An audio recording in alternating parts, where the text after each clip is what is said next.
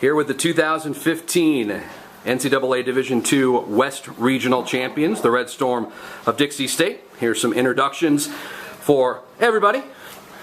Starting first with senior third baseman Sheila Gelter, freshman outfielder Janessa Bassett, senior outfielder Courtney Sherwin, senior pitcher Michelle Duncan, head coach Randy Simkins, senior outfielder Courtney Hine, senior second baseman Nikki Chavez, and senior all-around good player, outfielder by trade Bailey Freeland, and senior catcher Marla Ryder.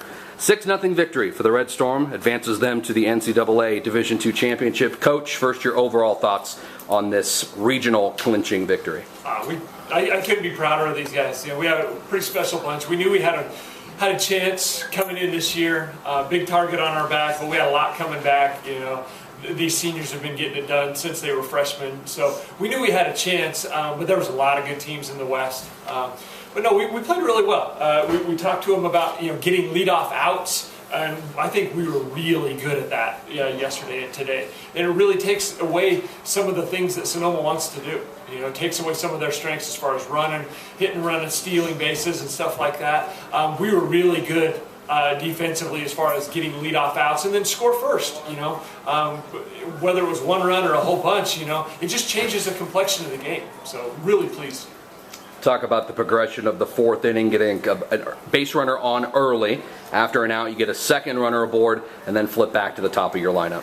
Yeah, I talked to our assistant coaches earlier today, and I talked to somebody last night, and I told them, if we get production out of 6 through 9 in our lineup, we're going to be really, really hard to beat.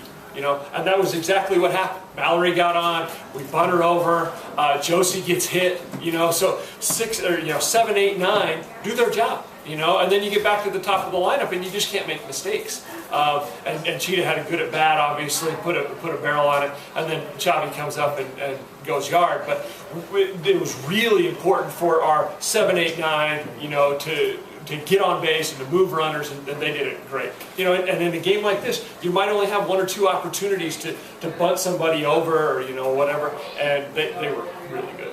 First question for Michelle Duncan. I have 2, and then we'll open it up. First, obviously your coach talked about getting first batters out in innings. What was the game plan of, especially against those slappers earlier in the lineup, and how much confidence did you have in your defense behind you to make sure you make those pitches to get them out? Just the same thing, get ahead and get the first batter out. Just the speed off the bases is great. Just the defense behind you? Oh yeah, I just love my defense behind me. They're always talking to me, always picking me up and making plays. Simple yes or no answer to this question. Did you think you would be 29-0 at this point of the season? Simple answer. A question for Janessa Bassett. At the top of the lineup, you're coming in as a state champion in the high school realm. Now you make the transition to college, and you're put at the top of the lineup. Was there any pressure coming in, not only for the season, but into a game like this, knowing that if you get on base, there's some pretty good run production behind you? Well, in past interviews, they've asked me if I felt pressure being the leadoff hitter, and yeah, I do, because I want to set the tone for my team. But at the same time, if I don't perform, I know I have a whole lineup behind me that will get the job done as well. On a scale of 1 to 10, 1 being fluffy bunnies and 10 being the absolute best swing you've ever had, how good was the contact on your triple? Probably 8. Open it up to media questions. Nikki, I got a question for you. A couple of questions. First, did you get to thank Cheetah for robbing you of your grand slam? I love when Cheetah hits in front of me. Like she said, she sets the tone. I love when she gets on base. I get hyped and excited, and I'm like, yes, I get to score her. It's fun. It's a great feeling when she's on base. All right, talk about the the hit, the home run, the pitch that led to it. It was an outside. I've been working on that. Couldn't hit it all weekend, so I was excited to hit that outside pitch. It was a fun at bat. Just one question for Duncan. When you get 4 or 5 runs on your side rather than just 1 or 2, do you pitch more relaxed, or do you pitch? Is it the same for you? Do you feel more relaxed at all? No, I'm more relaxed when I have a couple runs on the board and I know my team's behind me to score runs. Just throw some zeros up there. Sherwin, whenever you got the fly out in the bottom of the sixth, after the leadoff triple, just how do you feel like that set the tone for the defense the rest of that inning to make sure you didn't give up any runs? I think it was a huge out, and I went all to the dunk, amazing pitch, and make the hitter make a mistake, and I was just there to back her up. Is that string yours? Okay.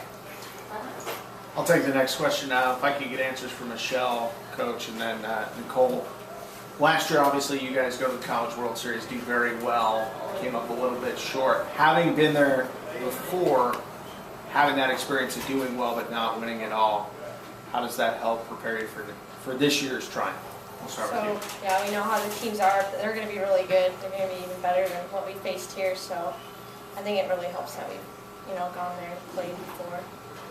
From a coaching standpoint? Just understanding the process of you get through regionals, you get through super regionals, okay, and now you kind of know the timeline, okay, probably leave Tuesday, practice somewhere Tuesday, have an NCAA practice Wednesday, and then you start playing Thursday. So understanding what they've been through and knowing kind of how to manage that travel and the time and stuff like that, that'll be an advantage. But yeah, everybody's good right now. You're going to have everybody's number one and everybody's best shot. So it's all about execution. You get up there and you try to have good at bats, make good pitches, and it's all about execution.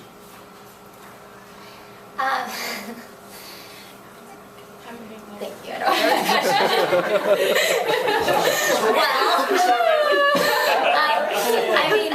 I think it's great that we've been there, and of course we have a bunch of new girls, but I think just being a family and coming together, I think we're going to do great out there. Take one inning at a time and one pitch at a time.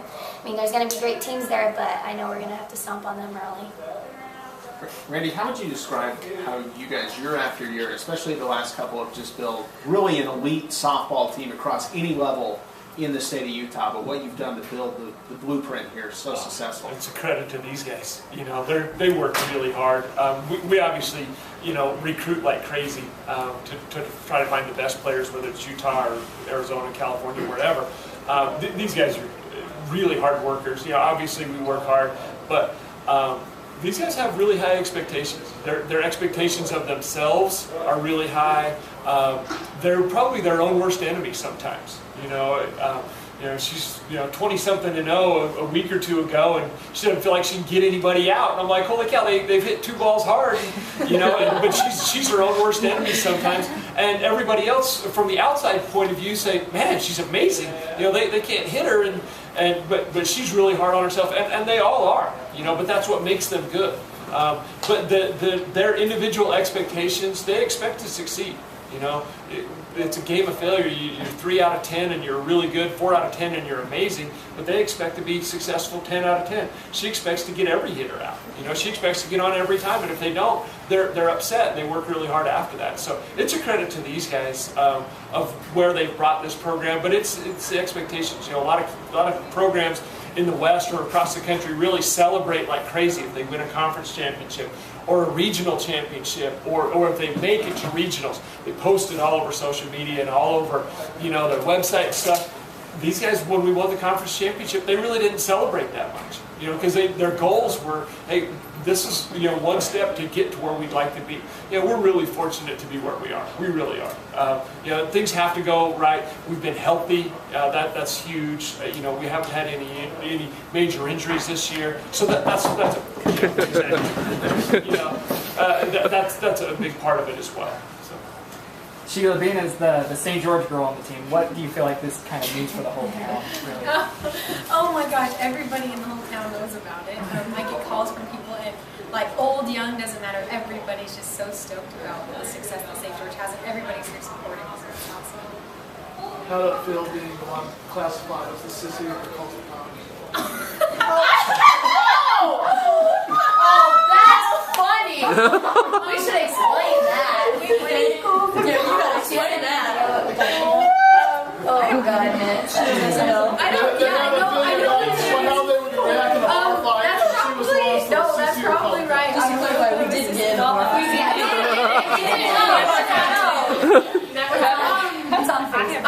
I tend to follow the rules and do what I'm told a lot, so I think that's what it comes. That's funny. On another subject, Marla, I have a question for you. We've seen from our perspective the dominance of Duncan in the circle, but you have a unique perspective because you are catching the pitches. What makes her so unique and one of the best pitchers in the West? Like Coach Simkins was talking about, Dunk hates to lose. And you can see even when there's a pitch that she thinks is a strike and it doesn't end up being called a strike, she hates to lose, and she hates on a pitch-to-pitch basis. And so, I mean, every batter that she faces, she's got that you're not going to beat me and you're not going to get on base mentality. And it's actually really fun to work with her because she does care so much. So it's cool working with somebody who actually, you know, is on it all the time and always wants to know, hey, what can I do better, and helps me be better. And it's awesome catching for Dunk. We'll start from Marla and go down the line for the seniors. Sorry, Gina. What has playing with your 6 other seniors in this class meant to you? You're going to get us here. If you could do it without tears, that'd be great. But just something simple that you're going to... What is it? What is it about this team that makes it so special? The fact that we've been playing together... Man, I'm not tearing up. The fact that we've been playing together for the last 4 years has been awesome. We're best friends on and off the field, and that's what honestly makes it so special, is that we've been through freaking losing, getting double-dipped freshman year, regionals, Dominguez taking us out, and we've been through it all, and so we know what it takes, and it's been fun. They're awesome. Bailey? To me, these are more than just teammates. These are our family. And it's going to be hard leaving them, but just the chance that we have to go to the World Series, and we have kind of a bitter taste in our mouth from last year. We knew we could have won that game, or beat West Texas in the championship. So I just think that us going back there and having each other, kind of just a core here, is going to be really important, and I can't wait. Nikki?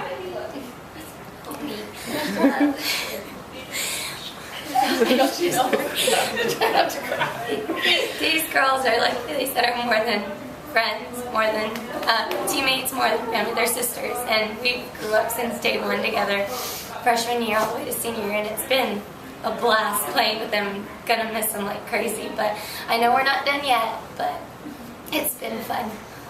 Courtney? Each girl has a special place in my heart.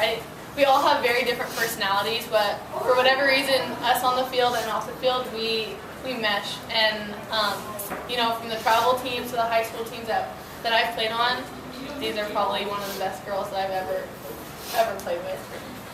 Michelle? Just all the memories that we've made since freshman year. Courtney? You should have saw me before the game. I redid my makeup about 4 times because I could not get it together. I was just crying and crying, bawling. Oh gosh.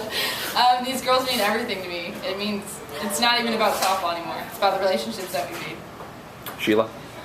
We've had so much time, 4 years, to kind of bring it all together and become a family, and I think that our chemistry just shows everything. Randy, if you can, talk about the 7 seniors that are surrounding you right now. Coach Buchanan and I were talking about it the other day. When we got beat out in 2011 in Hawaii, people ask us, how are you going to replace the 5 seniors?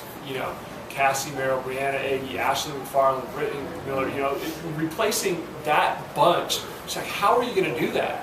And we've been obviously working on recruiting these kids for a long time, but they're like, oh, you guys aren't going to be near as good, and it's going to kind of be a rebuilding year. But these guys came in with the expectations. In 2009 when they went, freshman pitcher and freshman corner infielder.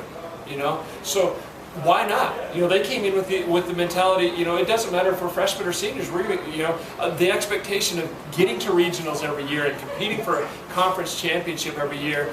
Is there. So they came in with the same mentality, and we talk about, you have one chance to play with this team. Whether you're a freshman or a senior, you have one opportunity. So treat that opportunity like gold. Because whether you're a freshman or a senior, you got one chance to play with a really special bunch here. Has anybody ever been to Oklahoma? No, I have. I have. Oh, Yes. And football. Yeah. 10 and unders. It's been a while. It's been a while. Well, on behalf of everyone here, congratulations on your back-to-back regional championships, the 3rd in program history, and go tear it up in Oklahoma. Congratulations.